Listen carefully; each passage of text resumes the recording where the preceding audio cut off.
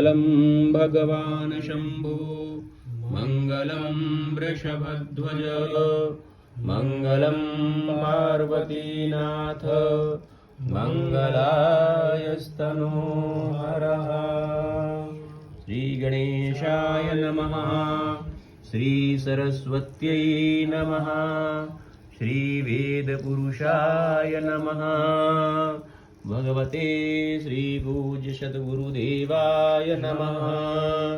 ॐ गणानां त्वा गणपतिगुं हवामहे प्रियाणां त्वा प्रियपतिगुं हवामहे निधीनां त्वा निधिपतिगुं हवामहे वशो मम आहमजानि गर्भधमा त्वमजासि गर्भधम्मा गायत्री त्रिशुभजगत्यनुष्टुपङ्क्त्या सह गृहतृष्णिः काकुत्सुचिभिः शम्यन्तु त्वा द्विपदाजाः चतुष्पदा त्रिपदाजाः षट्पदाः विछन्दाजाः सछन्दाः सूचिभिः शम्यन्तु त्वा सहस्तोमाः सहछन्दस आवृतः शप्रमारिखयः सप्तदैव्याः पूर्वीखां पन्थामनुदृशधीर अन्वालेभिरेरजो न रश्मिन्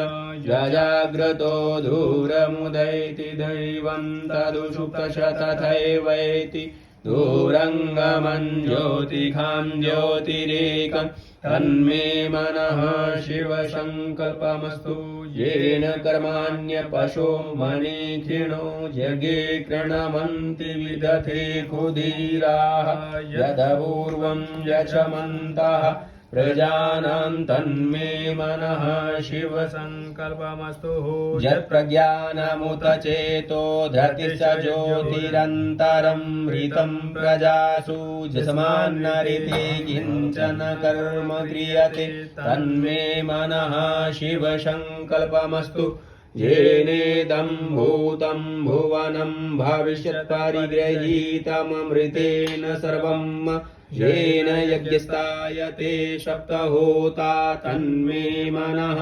शिवसङ्कल्पमस्तु यस्मिन्द्रिचः सामयजो गुंखि प्रतिष्ठिता रथना